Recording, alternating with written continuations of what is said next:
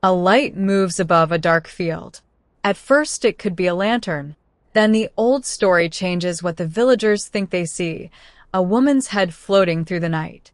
Across Southeast Asia, many traditions describe nocturnal female beings with this unforgettable outline. Online lists often treat them as one monster with different names. That is convenient and misleading.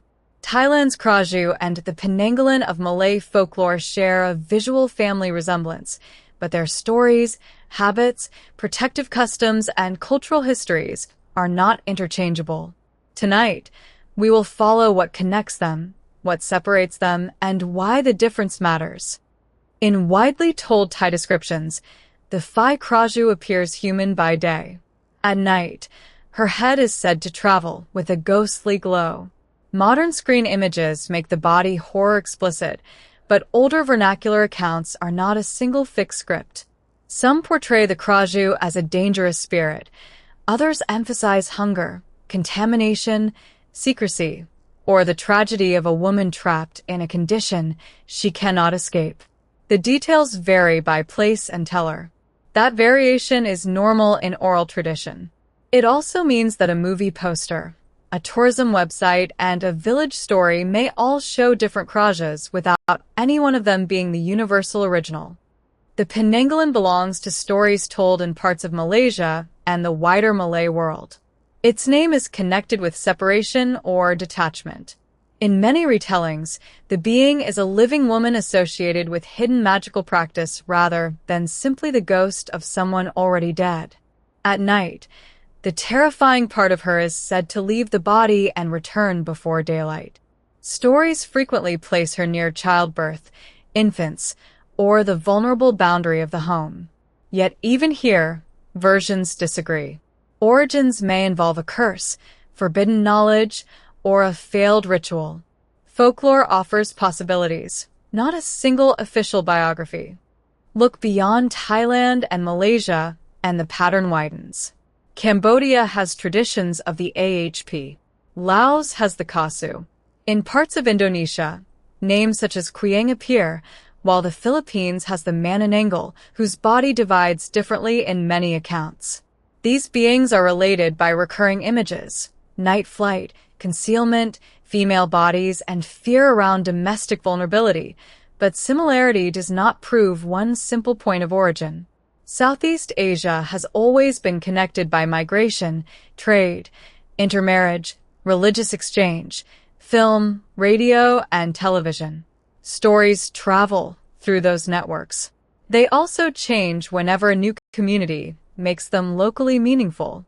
The strongest resemblance lies in structure. By daylight, danger can hide behind an ordinary social face. At night, the concealed self emerges and crosses boundaries that should protect a household. The stories often gather around food, blood, pregnancy, birth, illness, or waste, subjects that expose how fragile human bodies can be. They also turn familiar landscapes into uncertain ones. A field, fence, roofline, or kitchen window becomes the border between safety and intrusion. None of this proves that anyone actually encountered such a being. It shows what folklore can do, give memorable shape to anxieties that are difficult to name directly. The differences are more than vocabulary. Thai Krasue stories often place the glowing spirit within a broader world of Phi, spirits whose identities and moral meanings can shift. Penanggalan stories more often emphasize deliberate magical practice, the empty body left behind, and the urgency of returning before dawn. Protective methods differ too. A warning remembered in one village may be absent in another. Even the question of whether the being is dead, alive, cursed, possessed, or transformed can change. Treating every version as the same creature erases those distinctions and makes a regional tradition look flatter than it really is. One famous group of Penanggalan stories turns thorny plants into household protection. The logic is vivid. Something trailing beneath a flying head could be caught or injured by thorns near a window. National Heritage Board writing about old Singapore farmhouses even recalls spiky plants being associated in movie and folk tales with keeping out the haunted Penanggalan. This is not evidence that the creature existed. It is evidence that the story attached itself to real architecture and remembered domestic practice. The frightening image survived because it could be mapped onto an ordinary place, the fence beside a home, seen differently after sunset. Many versions place pregnant people, new mothers, or infants at the center of danger. That pattern should be handled carefully. Historically, childbirth could be perilous, and communities developed practical knowledge, ritual protection, family support, and stories around it. A supernatural attacker gives fear a face, but it can also reflect social suspicion directed at women, especially healers, midwives, outsiders, or anyone accused of secret knowledge. We should not read every detail as a literal historical record. The responsible approach is to notice the recurring anxiety without turning living traditions into a crude tale of primitive superstition. Film and television transformed the floating head spirit into one of the region's most recognizable horror images. Thai cinema repeatedly returned to the Krasue, sometimes as a monster, sometimes as a tragic woman, and sometimes as a figure adapting to urban life. Malay and Indonesian horror created their own visual vocabularies for elated beings. Screen effects demand a clear silhouette, so cinema often makes uncertain oral descriptions concrete. Then the screen image travels back into popular memory. People begin to remember the movie version as if it were the oldest version. Folklore does not disappear in modern media. It is edited, amplified, and circulated again. The Krasue did not remain trapped in an imagined rural past. Scholars of Thai horror have traced how modern films move spirits into hospitals, apartments, roads, and city skylines. That shift matters. Rapid urbanization changes where people feel anonymous, exposed, or socially isolated. A glow over a rice field becomes a reflection in a tower window.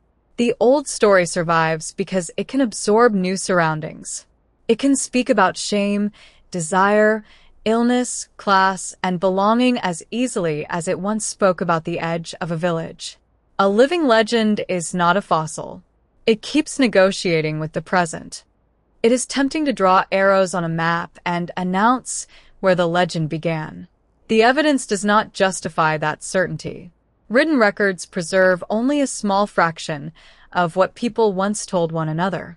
Similar flying head traditions appear across a wide region and even in older texts outside it, but resemblance can result from exchange, parallel invention, later borrowing, or several processes at once. The honest answer is that the family history remains unresolved. What we can document is movement, stories crossing languages, adapting to local moral worlds, and being reshaped again by print and film. Krasue and Penanggalan belong in the same conversation, but not in the same box. Their shared silhouette tells us that Southeast Asian cultures have long exchanged images and fears across porous borders. Their differences tell us something equally important. Every community gives a traveling story its own rules, language, landscape, and moral weight. So the next time a list calls them identical, pause. Ask who is telling the story, where it is being told, and which details changed along the way. The glow may look familiar from a distance. Up close, the names still matter.